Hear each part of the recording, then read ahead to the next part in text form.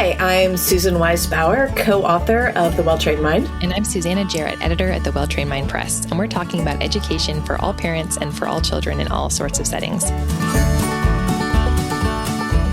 Today, we are honored to have Rachael Denhollander with us. Oh, we're so excited about this. Yes. Rachael is an attorney, an author, and a speaker. Her expertise in legal systems, child protection, and advocacy has made her a leading voice in how abuse happens and how we can prevent it. And also, she was homeschooled, like both of us. So thank you so much for joining us today. It's really a privilege to be here. Go ahead and tell us a little bit about you. And then I have sort of a thought that I'd like you to interact with as we start the discussion. Yeah, absolutely. So I was raised in Kalamazoo, Michigan. Michigan was one of the first states to really open fully to homeschoolers. Mm-hmm. I was kind of raised in the generation where you still didn't play in the front yard during the school day, right? And you practiced what answers you gave when you went to the grocery store.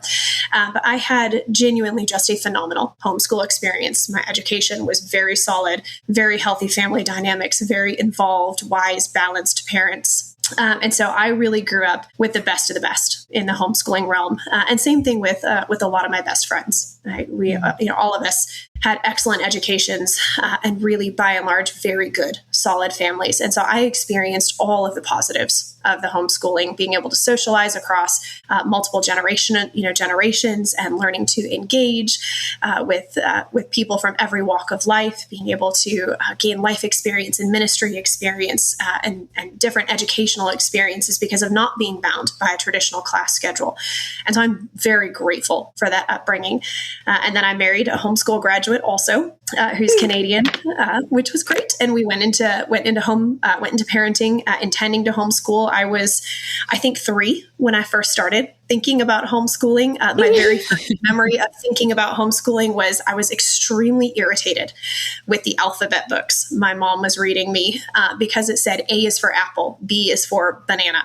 And I remember thinking, that's not accurate. It should say A says like an apple. And when I teach my children to read, I'm going to do it differently. And that's a very clear memory I have from a very, very early age of just planning to homeschool my kids and just really desiring to watch their minds and their hearts and their souls unfold. We do have 4 children now. We've got a 5th on the way. We do homeschool. My kids range from ages 7 to 14. So we're entering the high school years for the first time this year. And fun. Still, yes, it's an adventure. And then we will be starting over again in the very, very little years. And so I've just been really blessed to experience so much of the very positive aspects of homeschooling in my own childhood, in my marriage, and then in my parenting as well.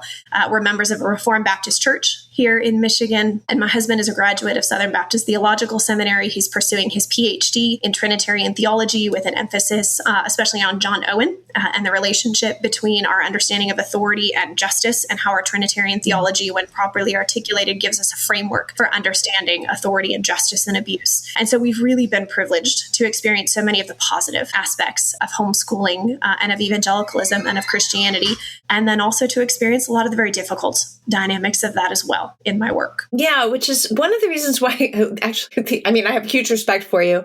Also, we could talk theology, which we will not do out of deference to our listeners who don't care.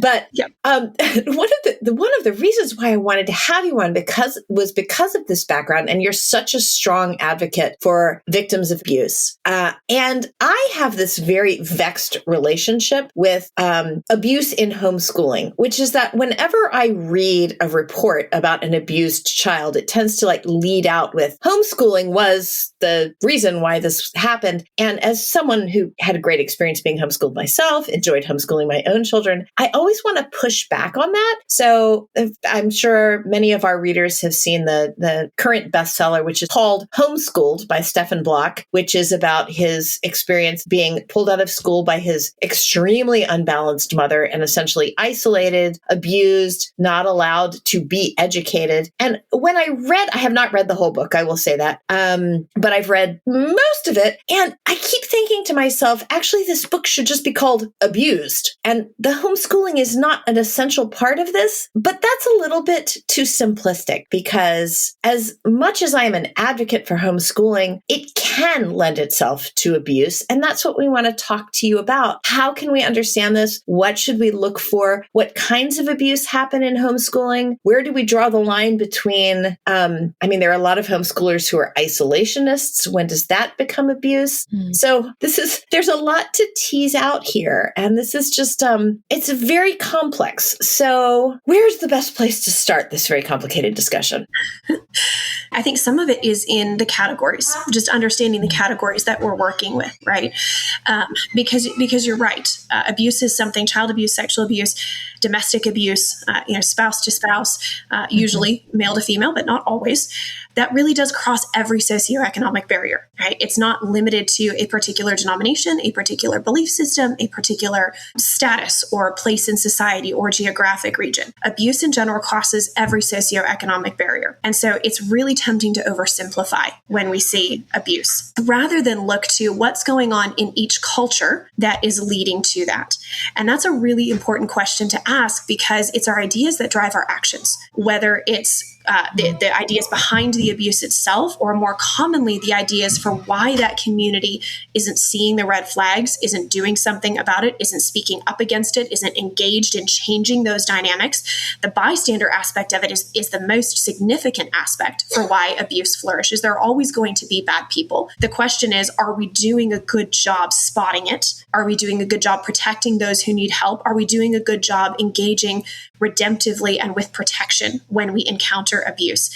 And so understanding the why that abuse is happening, and that's where it does get distinct depending on the different cultures or communities that we are working in, right? There are certain belief systems where you're going to see abuse happening across those belief systems, but the why it's happening is going to be different. Yeah, poverty plays a very significant role in generational trauma and abuse and being able to break the cycle of abuse. You don't have the same dynamics when you're dealing with abuse in very wealthy circles. You have a different dynamic that's driving it. And so understanding the categories that we're dealing with is really a very critical component. And I think you're right, Susan. I very much see that tension that you're articulating, where we want to take some of these very sensational abuse stories of just horrific isolation and imprisonment and neglect. And we say, oh, that's the child wasn't attending school, so that's a homeschooling abuse case.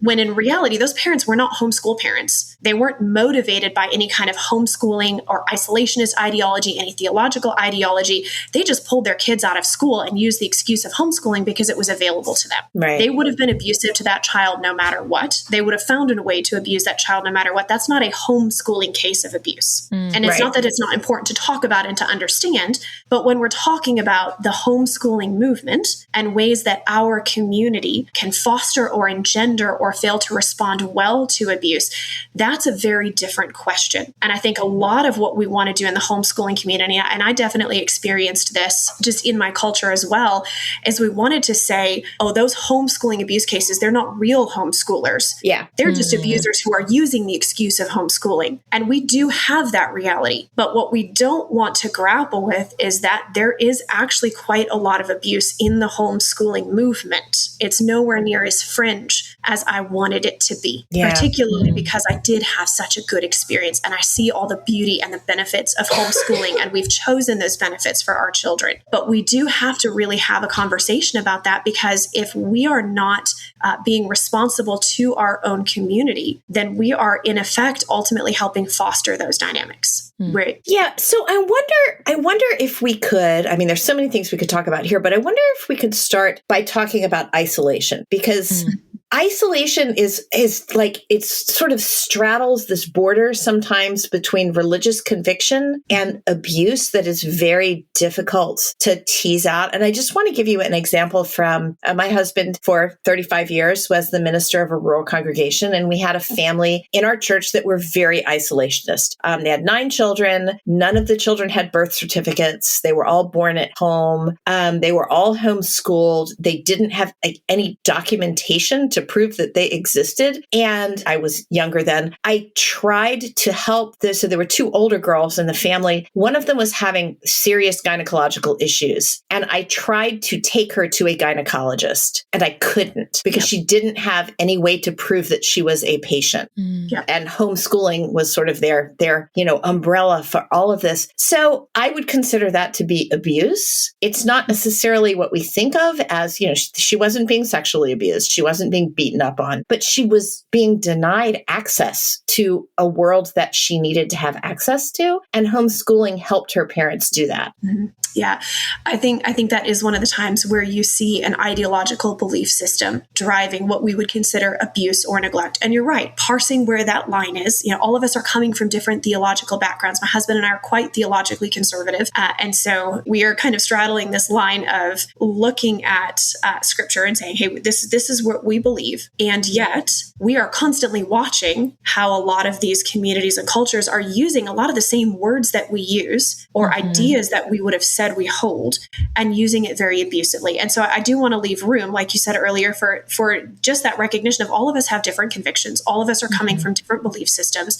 And it really does take a respectful discussion, but also a very honest discussion to start parsing where do we kind of cross that line between freedom of religion, parental rights, freedom of conviction, and harm to somebody else who's vulnerable, in this case, specifically children and sometimes wives as well. And I think one of those dynamics that you identified of it was causing a situation where physically, mentally, emotionally, financially, these children could not exist and flourish in the world that they were given. And I do think that's one of those lines that we have to look at and say, are we exercising our convictions in such a way that we are causing harm, financial, physical, emotional, educational harm to another person, to our children?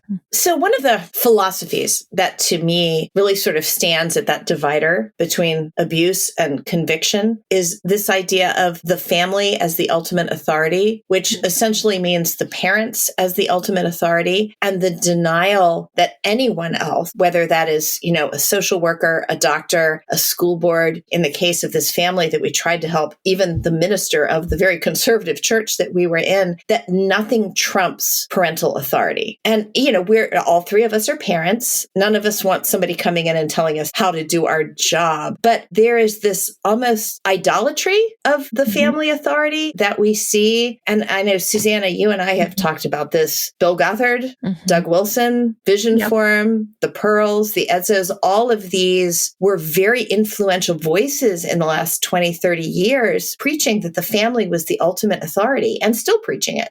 Yeah, absolutely. And that's where you start to see the reality of, in homeschool circles, there is ideology and there's theology, specifically theology, that is driving what I would consider genuine cases of homeschool abuse.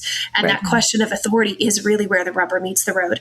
And one of the things that my parents would always say to me when they were instilling consequences is, hey, you need to know that these consequences are coming because we believe God has given us the authority to raise you and to help you make wise decisions. However, our authority is not absolute. And my parents would tell me this all the time. We answer to God and we answer to the government because God has ordained all of these different authorities, right? And there's and we kind of pay lip service to them in evangelical circles.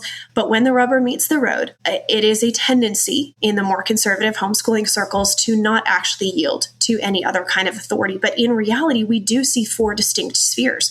We see self. There are certain aspects of our lives, our convictions, our thought processes, our behaviors, where we answer to God alone, especially matters of the heart and conscience and conviction that relate only to us. And then we see the family authority very clearly established in Scripture with commands and limits to that authority. Fathers, do not exasperate your children, and commands for what parental authority should be used for and how it should be used. Right? And we see the model of God as our Father, not as a punisher, but as somebody who brings discipline for our good and who brings it with mercy and with love. And so we see that model of what parental authority looks like in a very merciful, gracious God. And then we also see governmental authority, where we're told, look, there are limits on the behaviors that you can do. And the general principle behind that, especially Romans 13, is the suppression of evil so that righteousness may flourish. And then we also see church authority, where shepherds and pastors are given not the sword of the civil government, but the rod, like the corrective aspect of it, the spiritual authority, not to instill any kind of civil punishment, but to speak into the lives of people who are in their church. And so we do see very distinct spheres of authority, which do interrelate and overlap with each other. And yet in conservative homeschooling Christian circles, we generally only pay lip service to that idea. We do have this idea of just absolute parental authority, where there are no limits to what a parent can and can't do. And not only no limits to it, but because God gave us no limits. And when you see that intermingling of abusive behavior towards children, because God told me to do this, that's where you see just an incredible layer of damage, not only from the abuse and the neglect that the children suffer, but from the way they are taught that God desires their suffering, that God has commanded their suffering. And it is incredibly damaging. Is that sort of a common thread in cases of abuse, where you have a situation of like absolute authority being authority, an absolute authority, something to look out for when you're looking at homeschool programs or parenting programs, like this idea of absolute authority with no checks on that is just something that is a red flag. Yeah, absolutely. And that's not really even limited to homeschooling circles. When you see cases of spiritual abuse or sexual abuse happening in the church that aren't handled well, it typically goes back to and is at the root of our understanding of authority. Are there limits to pastoral authority? Are there limits to spiritual authority? In spiritual abuse cases, generally you're seeing somebody operating, a pastor, a leader operating as if there are no limits to the authority that they have. There was recently an article published, I thought it was a great example of this, published in a leading Christian publication about why women shouldn't seek therapy for mental health issues or for trauma, because they were taking themselves outside of the authority of the pastor. And so you see this mindset again that the pastor has supreme and sole authority over every aspect of life, rather than relying on the body of Christ, rather than relying on just the general grace that God gives us. There's this idea of absolute authority. And so that kind of hallmark that you two have identified of that's a red flag whenever someone is operating as if they have absolute authority. That's not really even unique to homeschooling. That's unique to others. Well, and I think that if you're a parent and you're looking at, say, a co-op group or a support group or joining a homeschool organization, that it might be wise to look out for language that says God has given the ultimate authority to the parents, because I feel like that pops up a lot and it is a little bit of a pointer to this particular unhealthy dynamic. Yeah, I think that's absolutely correct. I think responsibility is a better word for that. God has given the primary responsibility for shepherding a child to the parent. I think you're right. You're more likely to see that. Yeah. And with that responsibility come a lot of limits and a lot of requirements for how you use that authority. And so that tends to be the language that we use more with our children, is like God has given me the responsibility to train you. And there are limits on what I can and should do in that regard. And there's a lot of requirements on me because I have that responsibility. It's not so much an authority question as it is a responsibility question. When you talk to your own children about authorities, you kind of talk about how you talk about your parental authority. How do you kind of make that separation of this is how do you respect the pastor or respect the government, these different authorities, but also here's where you don't have to, kind of making those distinctions of how do I teach my kids to recognize when an authority is stepping over a line? Yeah, I think that is a difficult thing to parse, right? Because somebody who is in rebellion, as we would say, is always going to say, you don't have the authority to tell me to do that. When in fact they might. I mean, my children have used this line on me. I had one of my children very recently say, you're right. Every one of us answers to God for our own actions. So stop telling me what to do and let me answer to him. Well, you're right that you answer to God. You are incorrect that there are no limits and no consequences for how you choose. So there's kind of a layer here. You're going to answer to God for what you just did, but there also have to be consequences for the choice that you just made, right? I'm hearing middle grade rhetoric at work here. Oh, bless you. Yes, it is. It is that one. Yep. Been there. It's been an adventure. And so I do think that is a difficult question. And people are going to come down at times in different places as solid Christians, as brothers and sisters, they're going to come down in different places on that. Mm-hmm. But what we start with our children is first that reality of you answer first and foremost to God. And that's actually a heightened standard, not a lowered standard, because God sees so much more than your parents or the government or a pastor is ever going to see. And God, being all holy, cares so much more about the choices and your thoughts and your motives and your words and your beliefs. All right. And so that's actually a heightened standard when we understand it properly, not a lowered standard. But then we do also talk to them about that overlap of, there are certain things that you answer to God and God alone for. I can't prove if you're telling me the truth most of the time. Ultimately, that's going to be between you and God. What I can do is say, hey, this behavior that you just did, this action that you did against someone else, now you have crossed the line from where this is between you and God, and you have stepped into the realm of, if you will not control your behavior and you're harming someone else, there have to be consequences to help you control your behavior. And right now, when you're a child, part of that comes from your parents. And as you get older, that's going to stop coming so much from your parents, and it's going to start coming from other sources, from the civil government, potentially from the church government, from authority in your workplaces or in your school systems.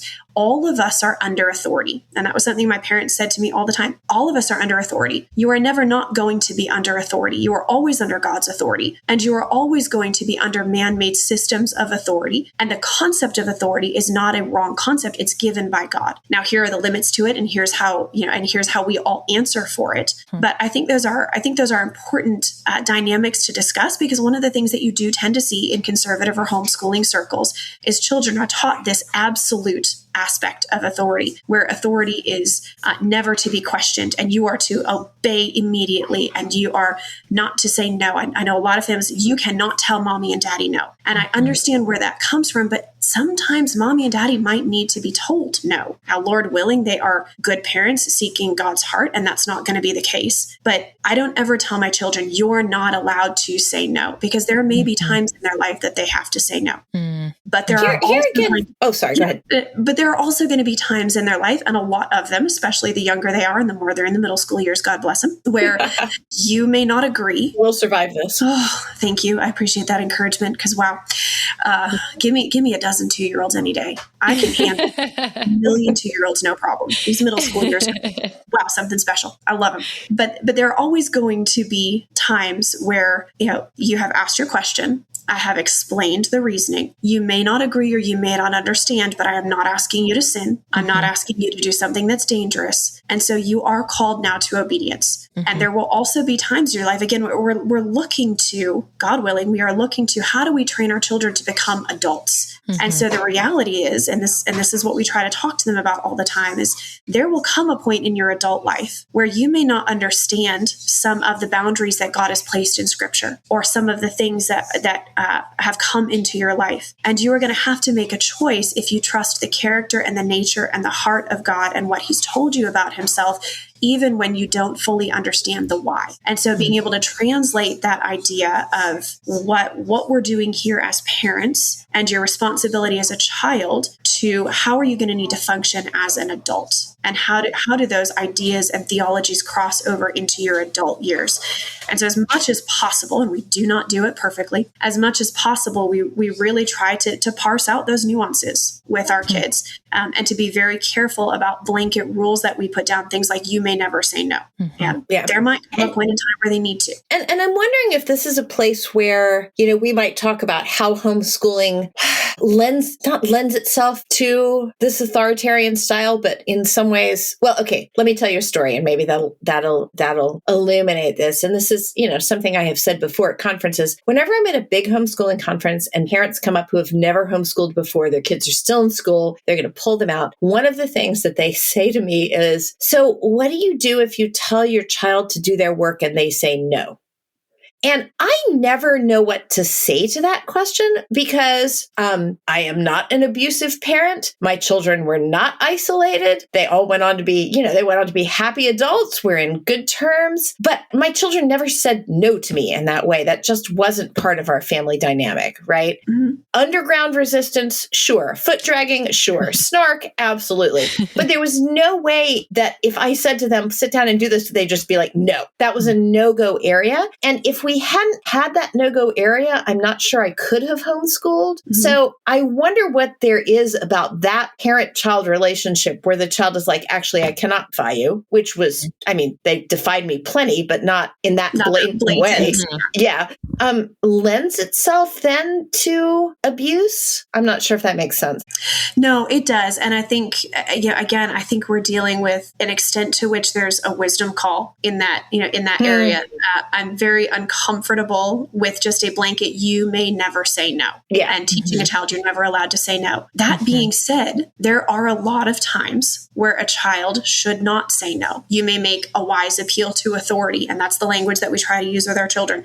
You may make a wise appeal if you think there is a way to do this better or differently, right? You want to do your math second instead of your math first. You can make a wise appeal to authority, and we will talk about the reasons why you think that's better. And most of the time, I'm going to give you discretion to try. And if it works, great. And if it doesn't work, then we're going to say, here's where you need to submit to a parent who understands more about scheduling, who understands more about how you work, because we've got a little bit more of a robust perspective.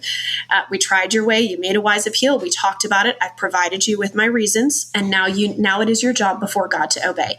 And that's not the same thing as you may never say no, but it's also not the same thing as whatever you want goes, right? You're calling the shots. And so I think a lot of it is how we approach that. And I'll be honest, it takes a lot more work, I think, as a parent that way. And there are, I don't think there's a day that's gone by that my husband and I don't look at each other and go, did we handle that right? Frankly, there are times that I look at my children and I say, I honestly don't know what to do right now because you are in rebellion. You are not obeying. You are making destructive choices and you are refusing the consequences that I'm putting down on you. And I'm not, I will say to my kids, I'm not going to be abusive. And so what do you think I should do right now? And a lot of the time inviting that dialogue does make them go, I don't know. Right. And to be able to think about why they're doing what they're doing. But man, it takes a whole lot more effort than just whipping out a belt or a rod and just, you must obey right away. I don't want to have to deal with this. Well, right? and you know what, Rachel? Yeah. No, I think you've put your finger on something really important there, which is it's more complicated and it's more tiring and it's grayer and it's so exhausting to do it the right way. Yes. Yes, it is. Yeah. Yeah. And I hate to tell you, it's going to get more exhausting with better. It does. It's so many, and I understand everybody's got their different seasons, but so many people are, just the little years are so exhausting. I can fix anything with a marshmallow and a cuddle and a glitter Band-Aid and Dr. Seuss. Give me the little years any day. Right? I'm not up any less at night than I was with babies. I'm just up concerned and dealing with much bigger things that I was dealing with when I had a 2-year-old who just had a nightmare or a bad dream that I could fix by rocking them at night. Right. And you don't get the perfect looking family that way right away. And there is an extent to which, for a lot of reasons, some of them very understandable, the early homeschool movement was very motivated by appearances. This is what a godly family looks like. Yes, this is what a godly parent does. This is what godly children do. And some of that was very conviction based. I think some of it was fear based. I know I've certainly had the thought of, man, if it looks like my kids are out of control, what's my church going to say? What's my community going to say? What's the government going to say? Okay? And so I think some of that came from understandable fear and some of it came from theology, but you don't get quick instant behavior fixes with a more nuanced approach to parenting, especially if you've got more than 1 or 2 kids. Yeah. You've got a couple of different personalities you're dealing with. Yeah, it gets a whole lot messier. That is absolutely true. So I'm going to say something which is going to be really unpopular, but I just want to say it anyway, which is that I lived through the Gothard years and they were damaging. Yes. In so many ways, including to my lovely, loving, well-intentioned parents who were just trying to do the right thing without having a lot of background themselves in how you have a Christian family. They tried so hard and I lost them both last year. We were on good terms until the very end. They tried their hardest. So I'm saying that to say Bill Gothard was destructive. Absolutely. I do, however, remember there being this whole module in one of the youth seminars about how to make a godly appeal where, and I don't know if this got wiped out in later iterations of the Gothard philosophy, where you could go to your parent and say, may I appeal? Because I remember as a middle schooler going to my parents and saying, may I appeal? Which was the code word words to say, can we talk about this? And of course, they always said, well, of course, let's talk about it. So even in that horrific distortion of what Christian parenting should be, there was at some point an acknowledgement that authority was not absolute. Yeah, I think that's right. I think there was the lip service paid to it. Yeah, definitely lip service. And there wasn't the practicality. It was counterbalanced by so much teaching on the absolute authority, so much damaging teaching on what female submission should look like. And frankly, sexuality. We have a massive imbalance with how we teach sexuality and what it's for and what it should look like in marriage and outside of marriage and who's responsible for things. We have all of those things, and they come together to sometimes override what are or would be otherwise good balancing mitigating factors. And I resonate with that because that was the one module too. My parents, God bless them, had the foresight during those years to look at Gothard and say, this is really quite cultish, and we are going to steer very clear of this. And then, of course, as so much more came out of the fruits of IBLP and what was going on behind the scenes, and just some of those teachings became more clear, it really emphasized just how very abusive that system was and how much damage has come from that system and that ideology. And there's so much of that. If I could peg one individual who is probably the most responsible for the theologies that have led to abuse in the homeschooling circles, I do think it is IBLP and Bill Gothard, tightly coupled with the biblical counseling movement, Jay Adams and ACBC. And again, it's not that there aren't things that I would look at and say, hey, I would use that language too. It's that sometimes what they mean by that language is different than what I mean by that language, right? Like we're sitting here talking about the importance of authority and parental authority, but what I mean by parental authority is very different than what Gothard ultimately meant by parental authority. And so I think you had a wide range of that. You had really healthy people who looked at a lot of those materials and they automatically sifted what they saw because they were healthy people with healthy marriages and healthy outlooks in parenting. And I know my parents definitely experienced this, especially over the last 10 years, where they started realizing a lot of the language that we've been using, we mean very differently than our community actually meant that language. And until we started really seeing the fruit of it and how it was playing out behind closed doors, we didn't even realize how differently some of those terms that we meant were. And then you had, I think, especially after the 60s, you had a lot of parents that experienced the counterweight of there is no authority, there are no rules, you can't tell me what to do. And they very rightly recognized the damage and destruction that came out of that. And so they naturally gravitated to a system that was recognizing that there is authority. There is absolute truth. There are standards. God has created frameworks for expression of sexuality and marriage and family and all of these things. And they didn't realize the unhealth and the imbalance that could come from that. And then you had other people that were very abusive people who probably would have been abusers anyways. But boy, did they get a whole new framework and language and authority and ability to abuse because of what came out of that. Yeah. Yes. And advocacy groups behind them pushing for them to have all of the authority. So I do want to talk about the Christian parental rights movement, which is a big thing and will continue, I think, to be a factor in parents who are home educating. But before we do that, I'd like to go just a little bit, as one might say, to the left, because we have listeners to this podcast who are very conservative Christians, but we have a lot of listeners who are not in any way part of this world. Yep. And this discussion, they are probably sitting there going, what is wrong with all of you people? It's a valid question. It's a valid question.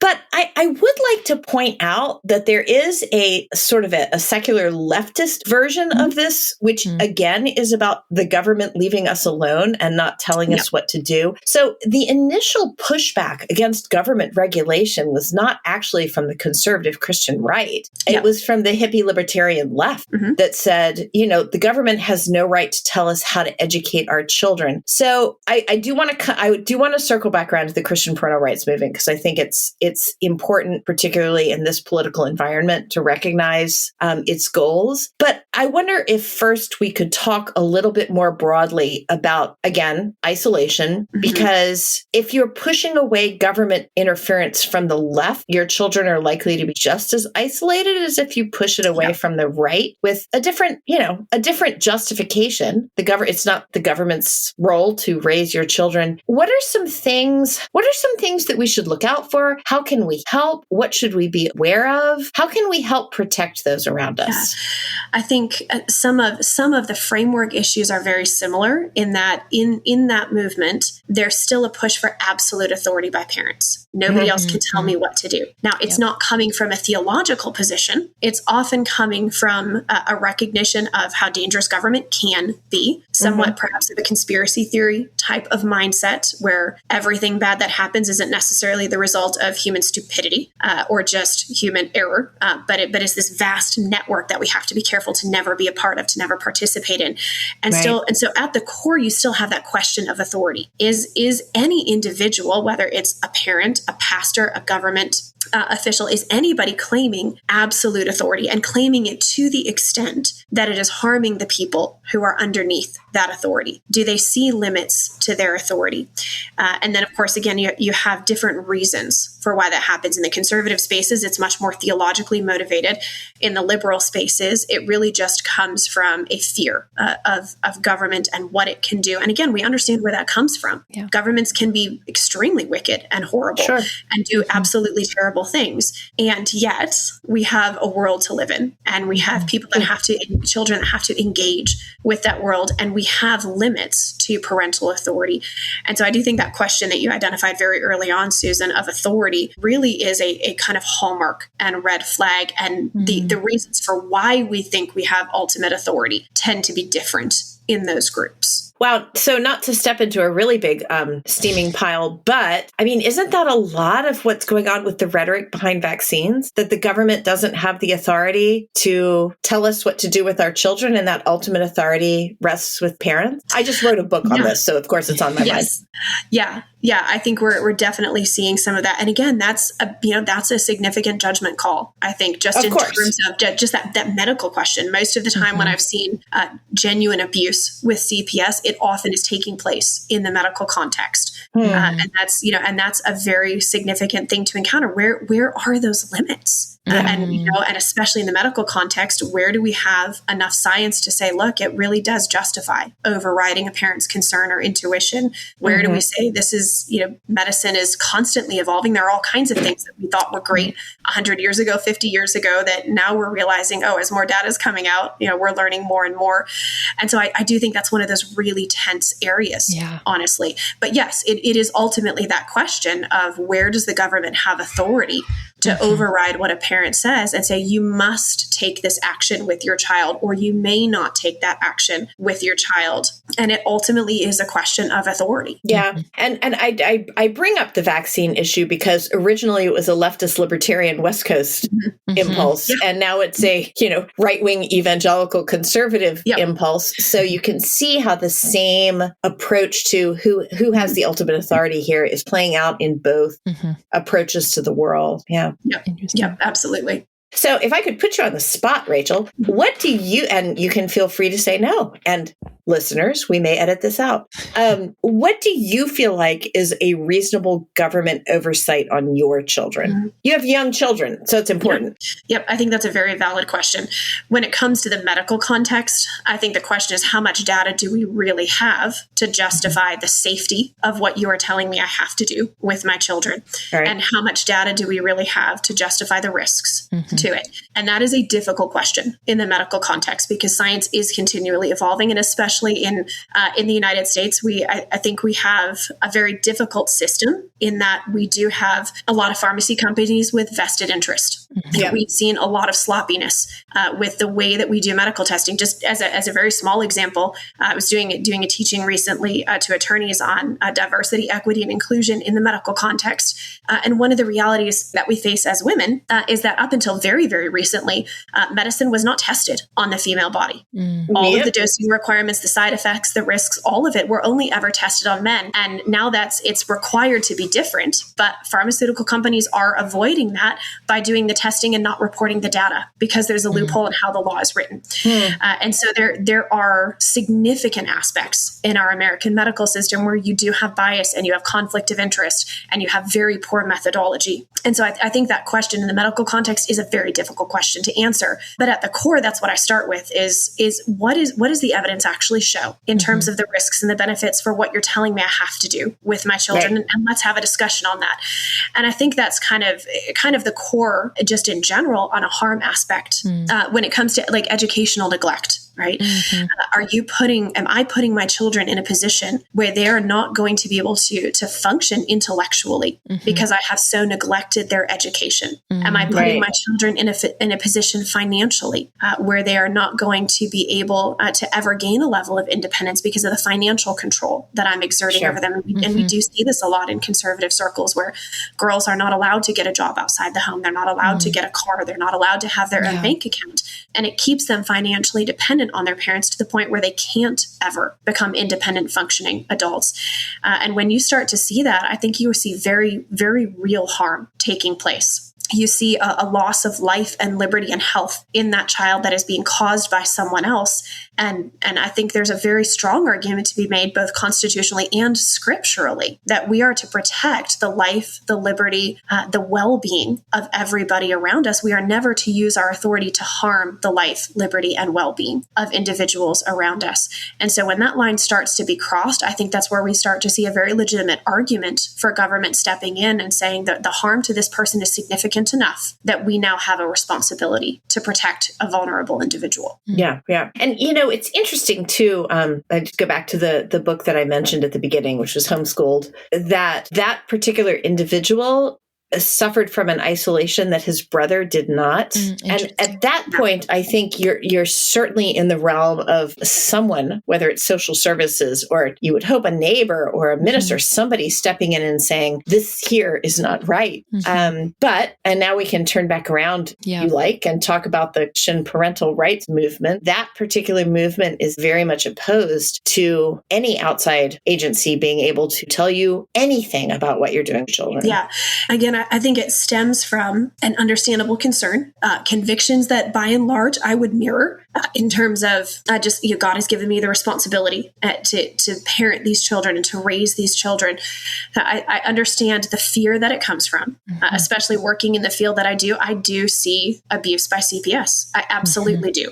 The concept of sovereign immunity is probably the most terrifying government concept at this point in time, because it was that concept was started out to be a protection for first responders. If you have a police officer who is responding to somebody who, say, has a deadly weapon, they're going to have to make a split-second decision based on their training about the best way to handle that life and death situation. And we can't be putting them in a position where they are having to constantly second guess what decision to make because they're worried about getting sued or they're worried about getting charged. The doctrine of sovereign immunity at its core is a very important doctrine, but it hasn't been limited to what it was intended to be. It has become a doctrine that is absolute immunity by and large to any government worker, and that includes CPS. And so what you see in that situation is when you have CPS abusing their authority, you have almost no recourse for pursuing justice. And our court systems are so very backed up that if a parent loses access to their child, or a CPS comes in and takes those children or wants to do something with those children, it can take months to years for parents to get those children back. And even if the most tragic kind of mistake has been made or the most egregious abuse of power has been done, because of sovereign immunity, there's almost nothing you can do about it. And so there's a very understandable and a very real concern about government overreach and limits to governmental authority and the fact that we don't have good checks and balances. And yet, primarily because of theological reasons, there is also a misunderstanding of parental authority and the importance of other spheres of government, and especially a misunderstanding of abuse and how abuse affects children, which largely comes again from theological concepts. And part of that is the biblical counseling movement, ACBC and J. Adams, and how those concepts of abuse and trauma were taught, how those concepts of authority and marriage and family were taught in the counseling and the church space, bleeding over into our legal philosophy. And for those of you who are not familiar with this, we can put a few links in our show notes, but the biblical counseling movement generally, this is going to be a vast oversimplification, but it's a starting place, basically said that if it isn't in the Bible, you don't need it. So if you are a victim and you're suffering from trauma, there's no trauma in the Bible. So that's not a thing. You need to forgive your accuser and move on because forgiveness is in the Bible. That's, again, vast oversimplification. But that is what the biblical counseling movement led to in a lot of cases when dealing with people who were suffering from the sins of others upon them. Yep, absolutely. And very, very rigid understandings of what marriage is supposed to be, what parental authority is supposed to be, what husband authority is supposed to be, what submission looks like in a wife, in a child. And we had all of these ideologies that informed our theology and our philosophy. And then with the Christian worldview movement saying, hey, our theology applies to every area of life, we then took those ideas, those massive gaps that we had in understanding trauma and abuse and how those dynamics play out, and we created legal policy that was completely devoid of understanding any of those issues. Yep. And so we have the parental rights movement that's coming from a very understandable place of concern and fear and concepts and philosophies that I would resonate with in terms of I have responsibility, ultimate responsibility for what I do with my children, and I will answer to God for that. Concepts that I would agree with, but then it is devoid of an understanding of how those concepts are weaponized and misused. And one of the things that we are seeing consistently in the parental rights movement is that because it lacks that understanding and that foundation, everything that parents are doing and everything the government does is immediately seen through the lens of governmental abuse of power, rather than recognizing that we may actually have a problem with parental abuse of authority. And there may be areas that we need to speak into those things. And when you have that lens on, you're not going to see where abuse is actually taking place and where the government might need to step in. I had a conversation recently with a friend of mine who works in ministry, and this was more in the church space, but I think it illustrates the point. She said, I've just never seen a pastor handle domestic abuse wrong. Well, because if you're... what? I'm sorry. Yes. Give me a minute here. Yes. Okay.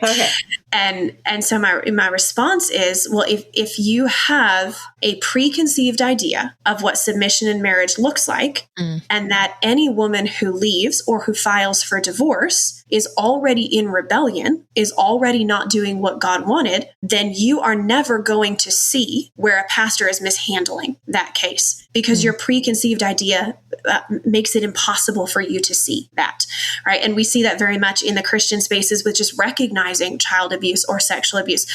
Everybody says they would report to authority. Everybody says we of course we would report child abuse. Of course we would report sexual abuse. But if your framework, if your understanding of sexuality and your understanding of parental authority and your understanding of trauma and evidence, if it precludes you from seeing what's right in front of you, you will think you will report and you will not see it and be able to report, which is why we have a lot of instances where I work with women who say, look, here are the photos that I gave my pastor of the bruises left on my 18-month-old. And the pastor tells me, but of course I would report it if I saw abuse. You have the photographs in front of you, but that wasn't abuse, or we can't be sure it was abuse because our understanding of parental authority and our understanding especially of father authority means that the father might have been harsher than he needs to be, but that's not the same thing as abuse. And the father might not be doing all the things he needs to be, but that's not the same thing as abuse. So you can literally hand somebody photographs, and I have this happen all the time, where you can literally see the evidence in front of them, and they are looking at the evidence, and they're still telling me, of course I would report if I knew or had reason to believe there was abuse. The mindset and the worldview and the ideology and the lack of knowledge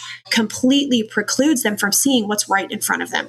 And we're seeing that happen with the parental rights movement, where anytime we see CPS come in or anytime we see the government say, look, we need to have some kind of standard for how kids need to be educated. Anytime we see that, we immediately go, that's governmental overreach, because we haven't been taught to say, actually, parental abuse does happen in our circles. Where is that line? And to have that genuine and honest conversation. We have the same problem with no-fault divorce movement, which also took place in the context largely of the parental rights movement, where we don't understand domestic abuse. And so we automatically automatically preclude anybody who's in support of no-fault divorce. That person is immediately precluded from being a serious Christian or actually valuing family or actually valuing marriage, because we don't understand the impact of lacking no-fault divorce and how that puts women especially in homeschool families, in very dangerous situations. Right. It's just, Susanna and I have talked on previous episodes about how both of us actually grew up with being threatened by Child Protective Services, like they're going to come and take you away. Be quiet in the car, they'll come get you. Yeah, exactly. I mean, CPS was like this boogeyman that was going to come and grab you at any point. And I think that some of that was, I don't know, some of that was just urban legend and, kids pass these things along. But there was a legitimate fear of a government overreach there. It's just that we swung so far the other direction.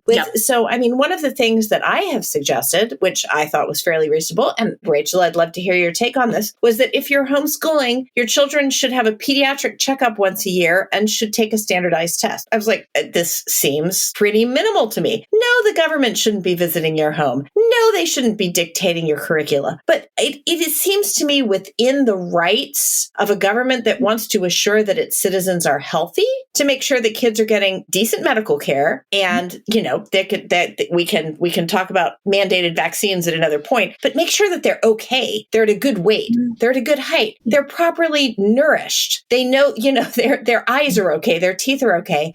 They can go to a gynecologist when they hit that stage in their life. And then also that they're just hitting the bare minimum of literacy. Doesn't seem to me unreasonable, but that got some pretty big pushback. I can imagine that it did. Yeah. And that's one of those things where that's not necessarily a homeschooling issue so much as it is what are all children, what kind of protections are all children owed, right? And I think some of the difficulty with enforcement with that is we can't enforce the bare minimum standards that we have because CPS is such a broken system. And so I struggle as an attorney. I struggle just on a very practical level with what kinds of changes would actually help until we fix the system that's already so broken. And a lot of that's just practical governmental aspects of it. The average lifespan of a CPS worker is extremely short-lived because the good ones burn out.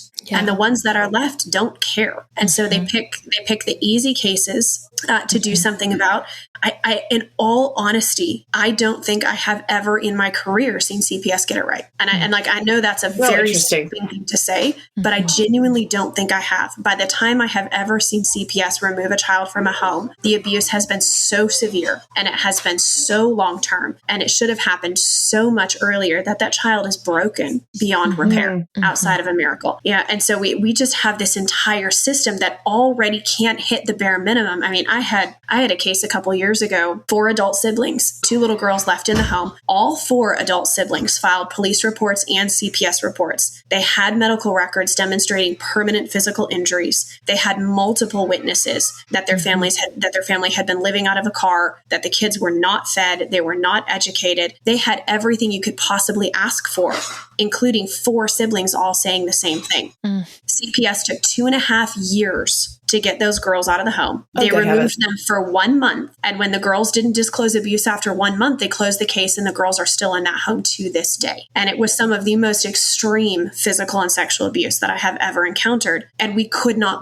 get CPS to act. Right. And so when I see something like that and I'm going, we have so many witnesses as to what took place. We have medical records. We have digital evidence. We have 4 siblings who experienced it, who are all filing police reports and CPS reports, and I can't get CPS to figure out what's right in front of them. Do I really want to hand an agency and individuals who are that level of incompetent the right to access an automatic right to access my children's medical records and scholastic records? Because they don't even know what to do with the fact that we presented them with multiple ER records of extreme physical injuries.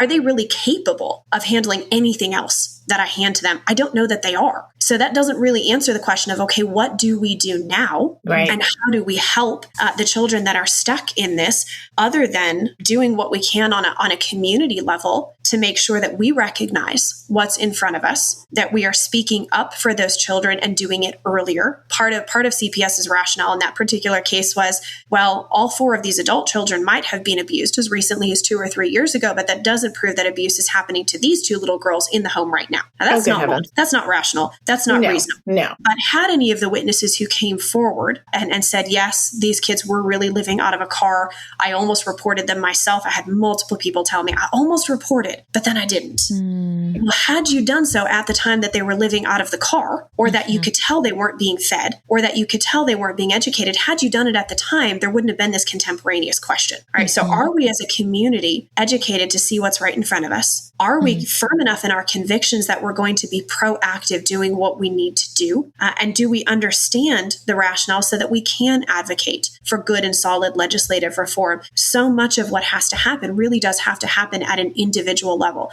My parents have been in the position, my family's been in the position, my husband and I have been in the position of providing shelter either to women or children who are escaping abusive situations, because we know what to look for. We know the kinds of questions to ask, and we're willing to step into those situations even when they're profoundly uncomfortable situations, or they are with people who were close to us or who we really cared about. And most of the time, we only care about abuse when it doesn't cost us to care. And our natural instinct, especially in our community and because of these belief systems, is to look at what we see happening. And if we were to see it happening outside of homeschooling circles, we would probably say that's really unhealthy. That might be abusive. But because it's happening in the homeschooling circle and it's somebody that we know, or it's somebody who shares our beliefs, our worldview, our ideology, we are much more likely to say, maybe that's just unhealthy parenting. I would do it differently, but I wouldn't.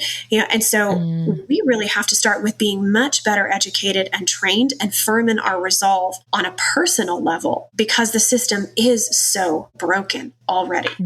So can I just, I'm going to ask you 2 questions to close up here, if I can. And the first one is, if there were 2 things that we should look out for in the children around us that you would encourage us to pay attention to and ask some more questions about, what would they be? I would be watching for how the parent and child engage with each other. Right? Does the child act very fearful in front of the parent or completely silent in front of the parent? Sometimes you will get lucky enough to see obvious signs of abuse, bruises or clear trauma responses. Right. But a lot of it, especially when it comes to just helping families be healthy, is listening to what they think and believe, and then being able to help them think that through better. Right. So there was my mom did a homeschooling panel a couple of years ago at the church, at a local church, and there were like 4 or 5 veteran homeschool moms on that panel, and some of these younger mothers, Ezos, and sometimes even Gothard, but Ezos, Pearls, and a lot of the kind of overflow of that theology, Mary Pride, a lot of the stuff that came out of the Homeschool Legal Defense Association, a lot of that is still very prominent. Even though it's old material, it is still really being passed around all the time. I was given so many copies of Ezzo's book when I first got pregnant, and I see it come up all the time. So my there's 4 or 5 veteran homeschooling moms in my parents' generation, and then we've got moms that are younger than me, the next generation down, starting to ask these questions. Out of everybody on that panel, when Ezos and Pearls were raised, everybody else was, there might be some things I would do different, but there's so many really good things in there. Doug Wilson's another one. Very extraordinarily unhealthy individual on so many levels. There are things I would disagree with, but there's other things in there that are good. It gets to my mom and she goes, well, I'm willing to be the different one out. I think those people are abusive and dangerous, and here's why. And then she stepped it out for those new mamas.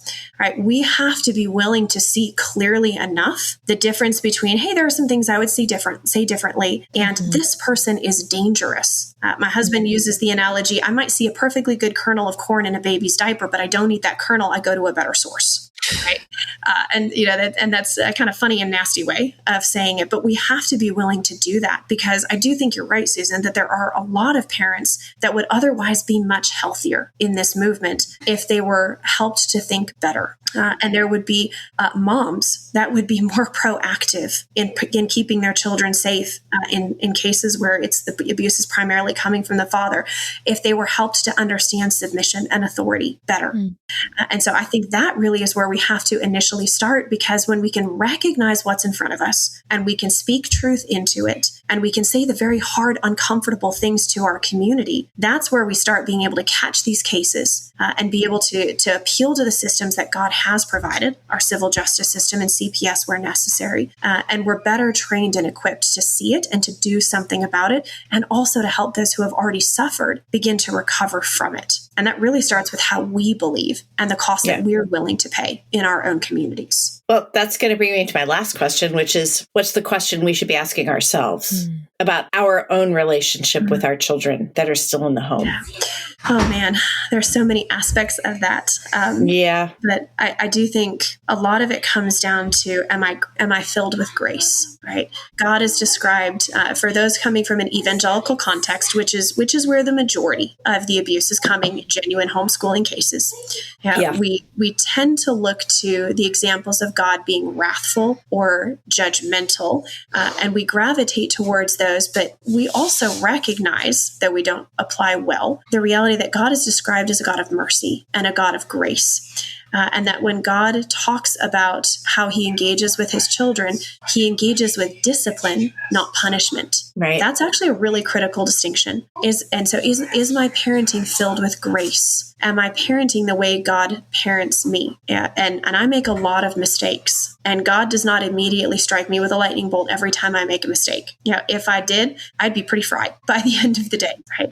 God gives me room to grow. He deals with me gently. It doesn't mean that there's not truth. It doesn't mean there are not boundaries. It doesn't mean there aren't natural consequences for mistakes that I make. But God is a God that is filled with grace. And am I demonstrating that to my children? Do I recognize with a very sober mind the limits to my own authority? And then the other question I do ask myself all the time is the recognition of, I am a fallen human being. I am going to mess this up. In 20 years, do I want to look back on it and say, man, I probably should have been firmer in these instances, or man, I wish I had not crushed my child's soul. If I know I'm going to fall off on one end of the spectrum, which one would I rather fall off on? Not because I'm giving myself an excuse to mess up, but because I am trying to think very seriously just about the trajectory that my parenting is taking, and being able to be very honest with that with my children, to repent when I need to repent. I did not handle that well. And most of the time my kids' response is, yeah, but I was doing so and so. Like, hey, but your sin never justifies my sin. You're right that you're going to, you will need to deal with that, and you need to talk to God, but your sin never justifies my sin. I chose to sin. I chose to not be self-controlled. I chose to respond with impatience. And I appreciate you recognizing your sin, but I don't want you to say to me, yeah, but because what you did does not justify my sin. Will you please forgive me? What can I do to help repair the relationship? And being very intentional and humble with our parenting, because we are people who make mistakes. My oldest child said to me one time, I feel like I'm just a big experiment to you. And I said, well, sweetheart, you kind of are. And I'm really sorry. And I'm just like, and I tell my kids all the time, look, I am figuring this out. And there are going to be areas where I really mess up. And I might, and there are times where I put down boundaries and say, look, I might get to heaven and find out that this boundary is not one that I needed to put down. Yeah. Because I'm not perfect.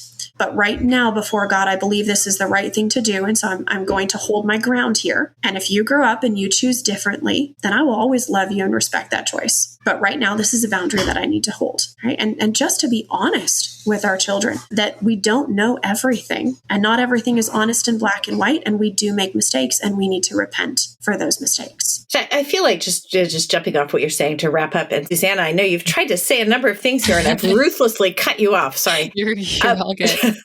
Is that the opposite of grace is not actually law in parenting. The opposite of grace is fear. Yeah. And just this sense of, I've got to get control of this before it spirals out. That is what leads us so often to parent in ways that border on the abusive. Yeah, I think that's really good. Well, thank you so much for joining us today. You have left me with a lot of food for thought. I have an almost 2-year-old, so I'm taking it all in and very much appreciating everything you shared with us today. So thank you for taking the time. It is absolutely a privilege. I really appreciate the work that you both do. Thank you, Rachel. So glad we were able to connect. Same. Thank you. Thank you for listening to the Well-Trained Mind podcast. You can find Susan at facebook.com/susan.wise.bauer. and Susanna on Instagram at hopintohomeschool. Our engineering and mixing is done by AJ Falari at ajfalari.online. This podcast is produced by Well-Trained Mind Press, and our supervising producer is Chris Bauer. If you enjoyed the show, help us out by rating and reviewing us wherever you listen to podcasts. If you have questions, responses, or ideas for future episodes, email us at podcast@welltrainedmind.com. We'll be back next week, so stay tuned.